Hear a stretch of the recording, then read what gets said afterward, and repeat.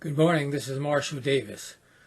This is the third episode in the Gospel of Thomas, and I'm looking at the second saying in the Gospel. But as I mentioned in the last episode, this may actually be the first saying spoken by Jesus. The previous saying may have been written by Thomas or by the final editor of the Gospel of Thomas. If this is the first saying spoken by Jesus, then it has greater significance. It sets the stage for all the other sayings in the Gospel of Thomas. In this saying, Jesus is teaching about 6 stages of spiritual awakening. Now, I say stages, but I could just as easily use the word dimension or aspect. But I have opted for the word stage because Jesus seems to be saying that one follows the other naturally. Classic Indian thought has 4 stages of life.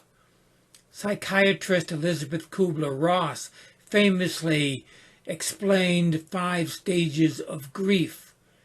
Theologian James Fowler talks about 6 stages of faith, to which he added a prequel, stage 0, making 7 in all. Jesus says in the Gospel of Thomas that there are 6 stages of awakening. Jesus says those who seek should not stop seeking until they find. When they find, they will be disturbed. When they are disturbed, they will marvel and will reign over all. And after they have reigned, they will rest. The first stage is seeking. This tends to be the longest stage by far. Go for years, almost a lifetime perhaps. Jesus says those who seek should not stop seeking until they find. This is an aspect of the spiritual life that I emphasize a lot. Persistence and perseverance are important in seeking. Jesus speaks of this in the canonical Gospels. He says, ask and it will be given to you. Seek and you will find. Knock and it will be opened to you. And this is best translated, keep on asking.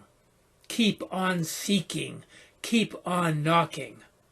And Jesus told parables, several of them, about the importance of persistence. If there's any one secret or key to the spiritual life, this is it. One has to be willing to put the spiritual search above everything else. As what Jesus asked of his disciples. And he told people if they were to be his disciples, they had to deny themselves. This is true in many aspects of life. My wife and I watched the television show Shark Tank about entrepreneurs. Even though I do not like the materialism that is advocated by the show, I appreciate the persistence, the perseverance, and self-sacrifice of the entrepreneurs. If Americans cared as much about spiritual success as they do material success, we would have as many saints as billionaires. We need to be spiritual entrepreneurs in many different ways. If you're not thinking about that, that could be an whole episode in itself. The second stage that Jesus talks about is finding.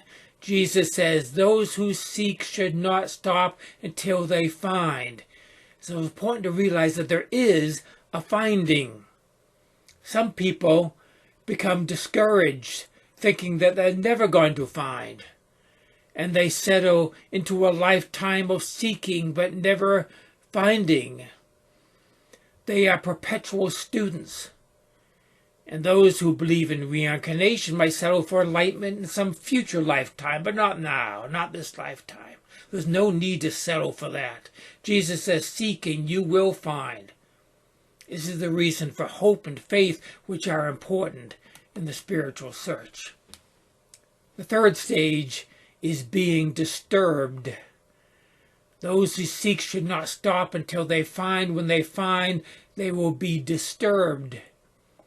Other translations say they will be troubled or dismayed. In other words, spiritual awakening is not what we think it is. It will be disturbing. Now, you don't read about that much in the spiritual retreat brochures, do you?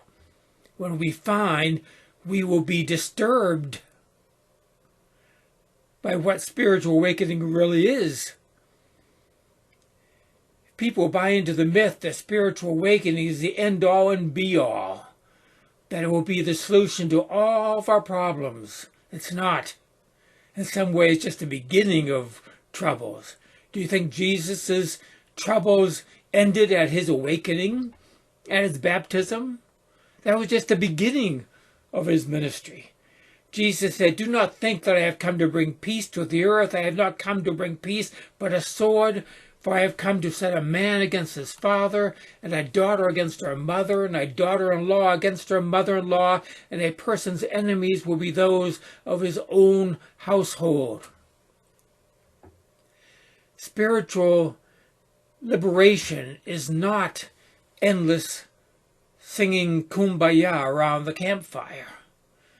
It's not living the rest of your earthly life with a placid grin on your face, lost in bliss.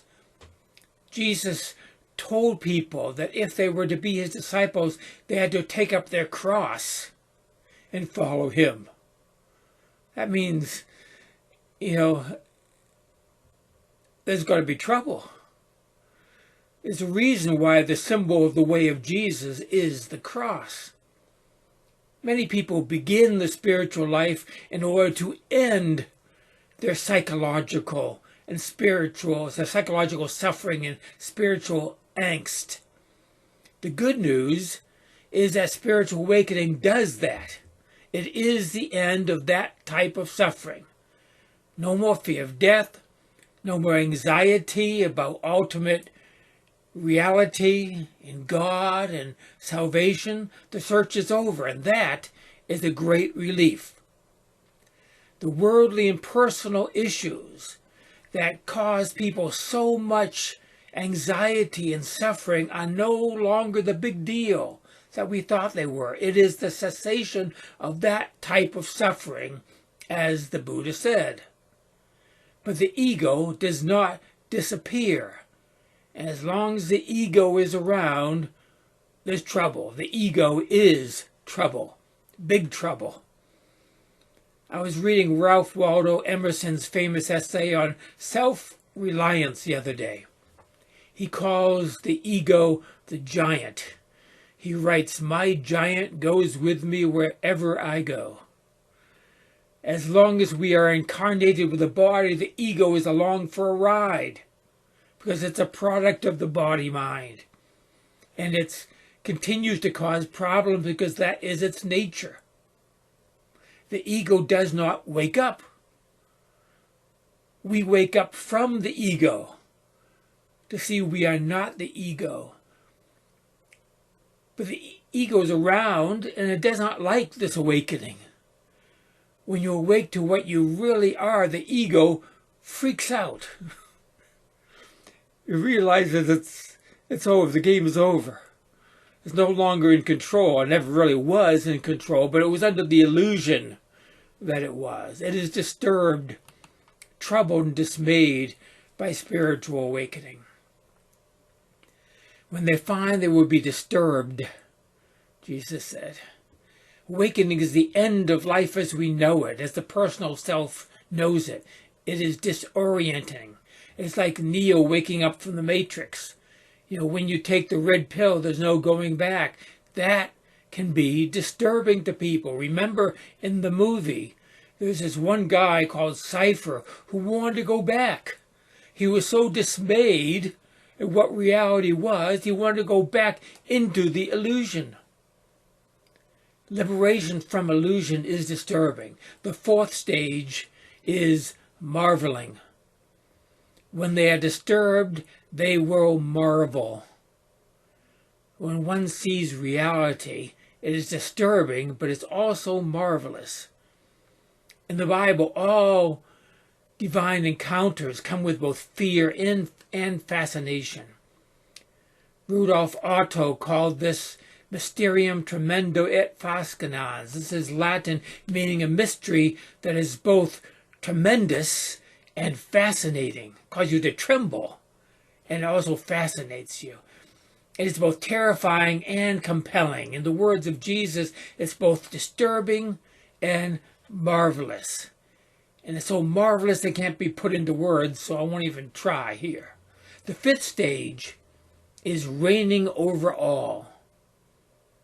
When they are disturbed, they will marvel and will reign over all. Some translations say, and he will rule over the all, or rule over all, or reign over everything. To use Christian language, along with the cross comes a crown. And Jesus often talks about ruling in the kingdom of God, in the canonical Gospels. What is he talking about? It does not mean that we become a spiritual elite with disciples at our feet fawning over us and serving us. That's what the ego wants. Jesus made it abundantly clear that his way of reigning over all was serving all, taking the lowest place and being the servant of all. Famously, James and John and their mom wanted those two to sit on either side of Jesus in his kingdom. They misunderstood the kingdom of God, as all the disciples did. And Jesus had to explain to them what they were signing up for. The gospel says, and when the 10, that means the other 10 disciples, heard it, they were greatly displeased with the two brothers. But Jesus called them to himself and said, you know that the rulers of the Gentiles lord it over them, and those who are great exercise authority over them. Yet it shall not be so among you. But whoever desires to become great among you, let him be your servant. Reigning over all means that one awakens to discover that we are one with the ruler of the universe, with the one we call God, one with Christ, who's called Lord of Lords and King of Kings. But this kingdom is not a theistic monarchical type of rule. And for that reason, the kingdom of God, that term, is really misleading, even though I use it a lot. It is better translated the realm of the divine, or the spiritual realm. The only ruling going on is the way that the Tao rules the universe, according to the Tao Te Ching. The Tao rules like water taking the lowest path. It is the way that natural laws rule the universe. That's how the Logos, the eternal Christ, reigns. We discover that we are the universe, one with the eternal Logos that indwells and guides everything. Now we come to the sixth stage of awakening. Jesus says, when they are disturbed, they will marvel and will reign over all, and after they have reigned, they will rest. Another translation says, and when he finds, he will be astonished, and being astonished, he will reign, and reigning, he will rest. This last part about rest is sometimes put in brackets or parentheses in many translations because it is not found in the Coptic version of the Gospel that was found as part of the Nag Hammadi library. But it is found in a Greek fragment of the Gospel of Thomas, which is dated earlier. It's also found by Clement of Alexandria. It's also used by Clement of Alexandria in one of his epistles around 200 AD, which is earlier still. So it's likely that this line about rest is part of the original saying of Jesus. This saying tells us that full awakening is fulfilled in resting in divine awareness. Jesus called it abiding in the Father. Spiritual awakening is a process. It was a process for Jesus. It began at his baptism, but then continued for 40 days in the wilderness. This was the troubling and disturbing stage, but then he emerged from the wilderness, which was both physical and spiritual. He emerged victorious, and from then on, he abided in his Christ consciousness. And we follow that pattern. This last stage is full integration of non-dual awareness into our normal everyday life. The other stages happen relatively quickly after the seeking part. Once the finding comes, they all follow pretty soon after that. For Jesus, it took about 40 days, although that 40 days should be seen as symbolic and not literal. But it's significant that it wasn't 40 weeks or 40 months or 40 years. It's 40 days, so it's relatively brief. But the abiding in the divine, the walking in the Spirit, unfolds during the rest of our lives. This is the promised Sabbath rest, and it continues throughout earthly life and after death and eternal rest.